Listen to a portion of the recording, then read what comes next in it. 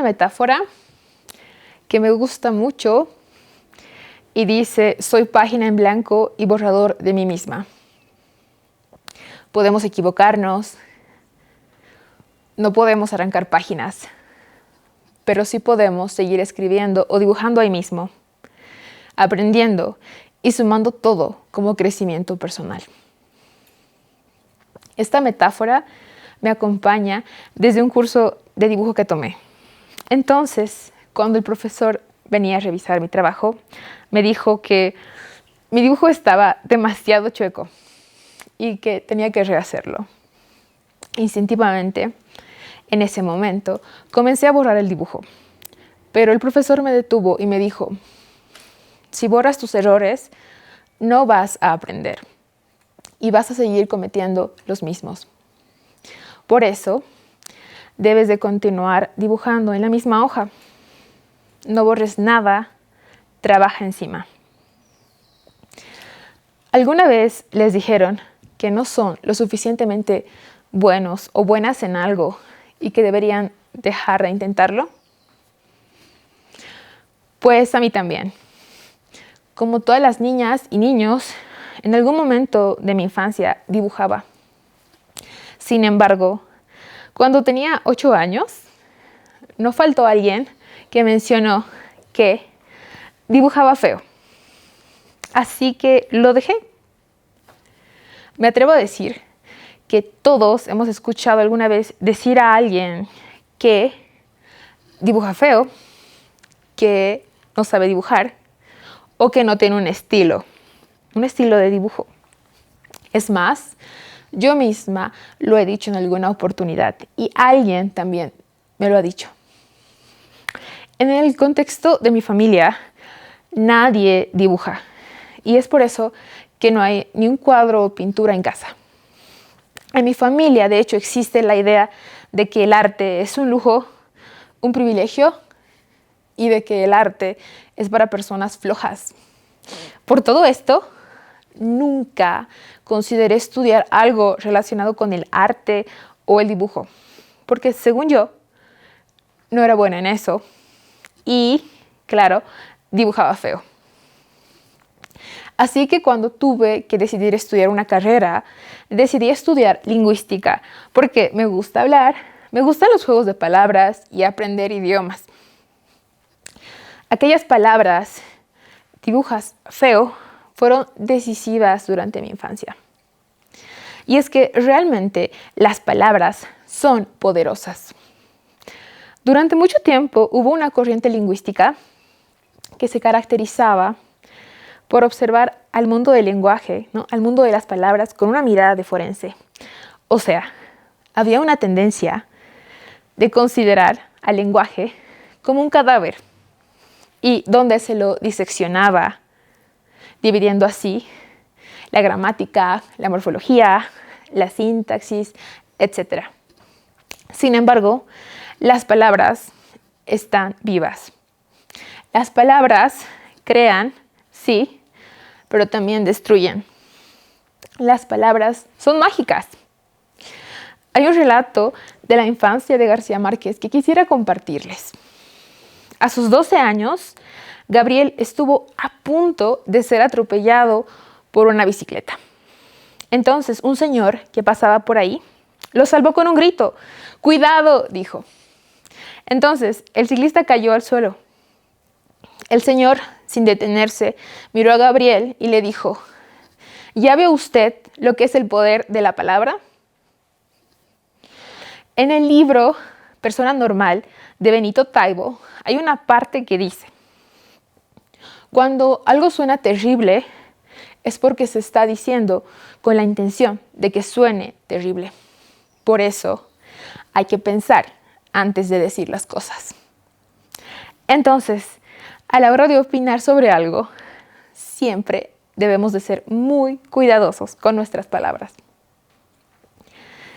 Algunas veces, debo confesar, yo también he dudado del poder de las palabras. Por ejemplo, a pesar de que yo y mis padres nos comunicamos en 2 idiomas, quechua y castellano, ni aún así hemos podido entendernos a la hora de hablar de uno de los temas que tanto me interesan, dibujar. Yo volví a retomar el dibujo cuando tenía 14 años. Recuerdo que la maestra de literatura nos dio la tarea de trabajar un diario. Entonces, es ahí cuando volví a dibujar. Yo escribía y acompañaba mis relatos con dibujos. El dibujo se convirtió en otra manera que encontré de expresar y de expresarme.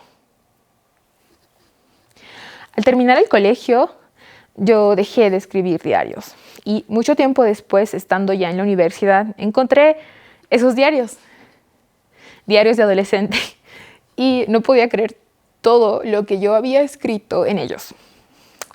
Así que me pareció un buen ejercicio para ver cuánto cambiaba. Aún tengo este hábito y me ha ayudado bastante en mi crecimiento personal. Y es que somos borradores de nosotros mismos. Nuestras versiones van cambiando con el tiempo.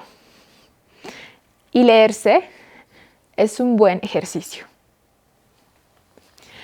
Ya en la universidad, unas amigas vieron mis dibujos y me recomendaron digitalizarlos. Entonces, escogí un seudónimo, Puyu. Puyu significa nube en quechua. Porque tiempo atrás, recuerdo, estando en el campo con mi abuela, era un día soleado y ella dijo: "Kawai imaina chay puyus kamushanku, chichipar hamungasina". Que mirara con atención cómo venían las nubes, que parecía que iba a granizar. Entonces yo dije: no, imposible, no, eso no va a pasar.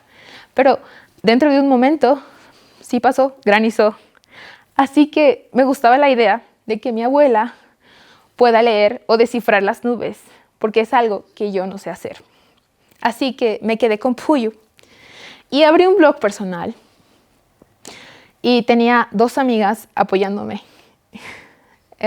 Debo confesar que nunca hubo un propósito de mi parte de querer ser artista, ilustradora o dedicarme al dibujo. O mejor dicho, yo consideraba que no era apta para el área de dibujo. Mi experiencia nace de la necesidad de exteriorizar aquellos sentimientos que llevaba en mi interior respecto a momentos o situaciones determinadas de mi vida. Nunca he querido ser popular o conocida por dibujar. Simplemente yo tenía algo para contar y compartir a través de dibujos. En un inicio, también pensaba que lo que yo dibujaba, yo hacía, ni siquiera podía llamarse arte. Porque usualmente en instituciones como la universidad nos enseñan a valorar un determinado tipo de arte, como las artes mayores, el arte refinado, digno de estar en galerías o museos, como la pintura o la escultura. Si revisan mis dibujos iniciales, van a ver que yo solamente usaba un lápiz, un cuaderno, tiralíneas, eso era todo. Luego los escaneaba, ¿sí? Escaneaba mis dibujos y los compartía en redes. Así comencé, otra vez.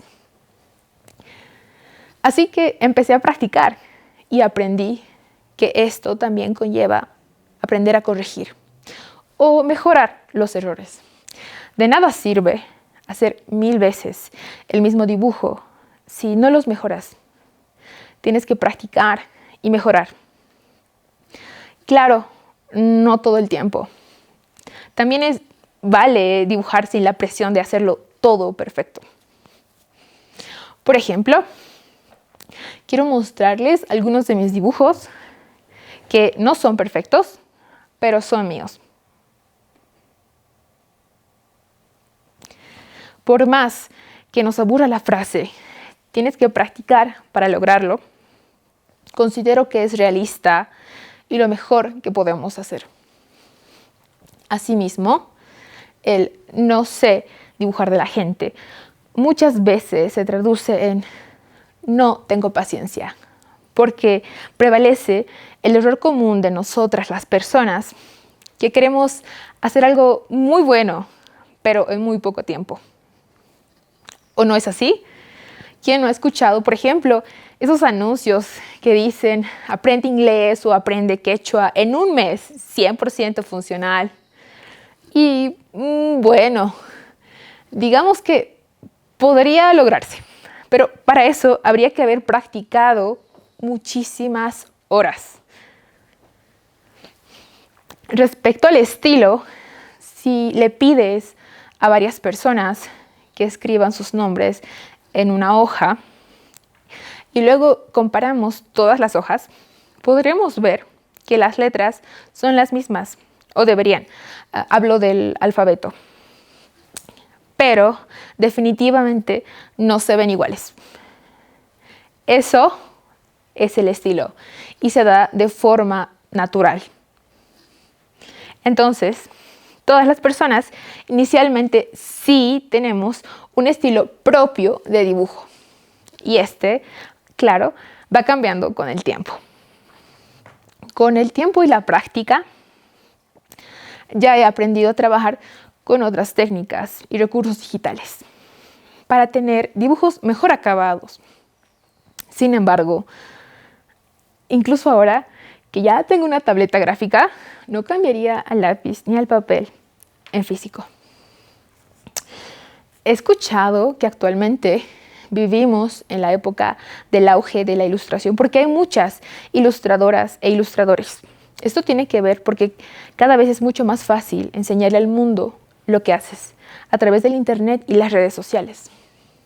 Las personas normalmente ven un dibujito por ahí en redes y creen que ese dibujito de seguro se hizo en menos de 5 minutos, pero no, lleva tiempo. La gente ve el final, puede leer una viñeta en menos de 1 minuto. Sin embargo, detrás de todo eso hay un proceso, un trabajo o incluso una historia. Y al final de cuentas, como dice Michael Ende, el verdadero tiempo no se puede medir por el reloj ni por el calendario.